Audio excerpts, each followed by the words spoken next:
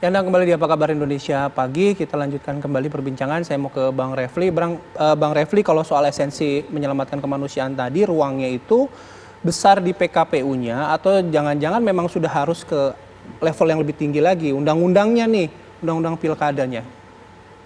Ya, harusnya kan memang yang ideal itu di undang-undangnya ya. Dan undang-undang itu kan mudah membuatnya sebenarnya kalau legislator mau. Contohnya misalnya perubahan undang-undang MD3 yang memperbanyak pimpinan MPR, DPR dan DPD itu cepat sekali ya kan. Yang begini kan dengan 1-2 pasal saja bisa diubah sesungguhnya. Atau presiden mengeluarkan perpu, tapi ya jangan apa-apa perpu, harusnya ya legislator yang bekerja. Tapi kalau mereka lolos dua hal ini, ya bikin saja peraturan KPU-nya. Peraturan KPU itu yang kemudian mengantisipasi. Oke, nanti orang mengatakan, wah peraturan KPU tidak boleh bertentangan dengan undang-undang. Ya, kita lihat nanti, biarkan kemudian kalau ada orang yang mengujinya bahwa peraturan KPU itu bertentangan dengan undang-undang, silahkan uji ke Mahkamah Agung, kan begitu.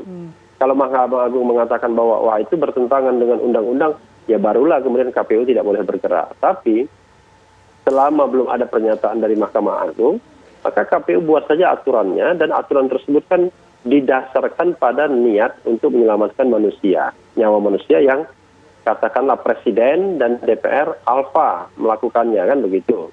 Jadi KPU mengambil alih dengan niat baik untuk melancarkan pilkada itu sendiri dan sekaligus menyelamatkan manusia. Menurut saya kalau tujuannya begitu justified begitu.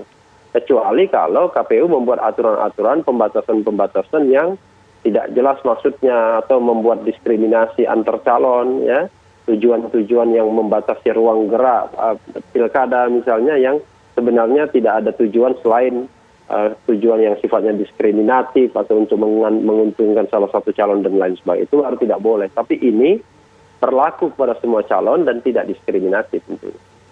Oke, tapi balik lagi, kalau misalnya tadi masukannya Bang Refli demikian, ada peraturan KPU gitu. Nah, implikasinya pada para bakal calon ini dan konstituennya gimana, Bang? Ya, implikasinya mereka kan harus mengikuti aturan tersebut. Karena itulah kemudian ketika kita katakan bahwa aturan tersebut sudah ada di peraturan KPU, maka penegakan hukumnya atau law enforcement-nya adalah di Bawaslu, kan begitu, di pengawasan. Jadi kalau mereka melakukan pelanggaran, maka kemudian harus ada tindakan, dan tindakan itu bisa juga sanksi, kan.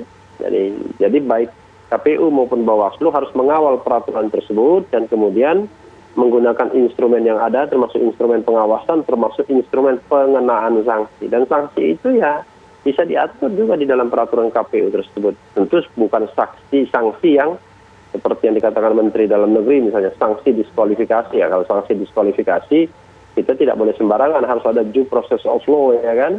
Tetapi sanksi yang bersifat administratif bisa dilakukan. Baik, kita ke Bang Ilham, tanggapannya atas masukan dari Bang Refli. Ya, masukannya udah benar Bang Refli. Ya, jadi terima kasih Bang Refli udah memberikan masukan kepada kami. Karena gini ya, pernah ingat nggak dulu ketika kita buat peraturan KPU tentang tidak diperbolehkannya napi mantan koruptor misalnya saja. Itu kan digugat juga oleh ke Mahkamah Agung dan hasilnya adalah dibatalkan pasal tersebut. Nah, ini kan memang konstruksi undang-undangnya memperbolehkan. Ya, jadi saya disampaikan tadi halaman pilkada 2017 dan 2018 faktanya memang menggunakan undang-undang yang sama dan itu diperbolehkan. Walaupun sekarang kondisinya memang berbeda sedang masa COVID. Tetapi ada pembatasan di PKPU 6 dan 10 2020. Nah, jadi masukan-masukan ini akan kami pertimbangkan ya, karena memang kondisi kita saat ini sedang dalam pandemi. Tapi yang perlu juga saya sampaikan adalah komitmen dari pasangan calon juga penting. Ya, kenapa saya bilang seperti itu? Ya, kalau kemudian kondisi sedang seperti ini, jangan buat konser, kan begitu. Ya, jangan buat konser. Komitmen itu penting. Meskipun aturannya diperkenankan gitu ya? Meskipun aturannya diperkenankan, kan aturan itu kan memperkenankan tidak wajib, Mas.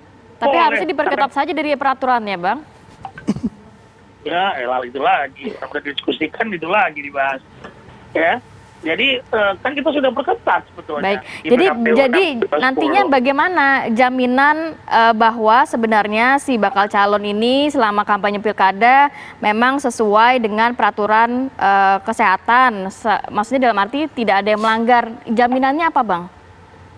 Jadi gini, ya, kita ini kemarin hasil rekomendasi RDP dari Komisi 2 tentang pengalaman kemarin ketika pendaftaran, ya. Nah, kemarin juga kita sudah koordinasi dengan rapat di Polhukam bahwa kita akan berkoordinasi dengan pasangan calon untuk tidak membawa tidak membawa massa ketika pengambilan nomor urut misalnya, ya. Nah, jadi kita juga akan membuat semacam surat edaran atau apapun koordinasi antara Bawaslu, Menteri Dalam Negeri dan KPU untuk kemudian memastikan tidak terjadi lagi kejadian-kejadian seperti kemarin. Karena memang lagi kejadian kemarin itu kan KPU tidak mengatur. Karena pertama mereka masih Bapaslon, kedua memang bukan ranah KPU untuk mengatur, mereka jalan dari tempat mereka, markas mereka sampai ke kantor KPU. KPU hanya mengatur di kantor KPU dan itu alhamdulillah tidak ada pelanggaran yang dilakukan pendaftaran di kantor KPU. Jadi koordinasi para pihak menjadi penting. Karena ini pilkada ini agenda nasional loh, Mbak. Ya, bukan agenda KPU saja. Nah, dia ini diatur dalam undang-undang. Ya, jadi tentu saja kontribusi untuk mencegah penyebaran COVID-19 ini menjadi tanggung jawab bersama. Mari kita pikirkan bersama bagaimana kemudian kita bisa menjalankan pilkada ini dengan sehat. Oke, baik. Saya mau ke Mbak Irma dulu nih. Mbak Irma? Ya. Mbak Irma kan sering nyanyi ya, diminta nyanyi ketika kampanye, masa-masa kampanye. Nah, dengan ada aturan ini, diperbolehkan nih ada aturannya ketika kampanye pilkada. Kalau dari kacamatanya Mbak Irma sebagai seniman gimana? Ya seneng dong. Karena ya gimana ya, udah semenjak pandemik ini, hampir 6 bulan ini, memang kita benar-benar kosong kan. Sama sekali nggak ada kegiatan khususnya untuk show off air ya, karena kan memang nggak boleh peraturannya ya. Kalau memang ada peraturan, kalau untuk dari kacamata kita sebagai seorang entertainer, seorang penyanyi, seorang penghibur, ya berarti ini kan lahan untuk perut gitu, untuk ngisi perut kita, karena kan jadi ada pemasukan lagi. Selama 6 bulan kosong sama sekali nggak ada. Tapi Mbak Irma selama 6 bulan ini sempat ngisi acara lagi nggak atau manggung lagi nggak? Ya belum ada, paling ya ini aja, online gitu. Itu pun kita untuk mengumpulkan donasi-donasi kan. Nah, tapi kalau misalnya Mbak Irma kan memang mengisi acara di panggung, kemudian melihat sendiri kondisi di lapangan, mungkin nggak nanti para pembawa acaranya, pengisi acaranya, kemudian para penontonnya ini bisa taat begitu, menggunakan masker selama acara, menjaga jarak begitu, Mbak?